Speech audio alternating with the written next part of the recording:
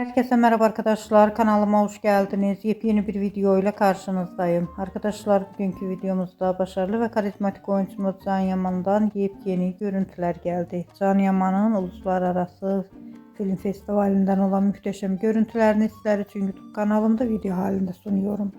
Umarım beğenirsiniz. Arkadaşlar videomu beğendiyseniz kanalımı izlemeyi ve bildirim butonuna basmayı unutmayın. Şimdilik benden bu kadar olsun. Yeni videomuzda görüşmek üzere. Hoşça kalın.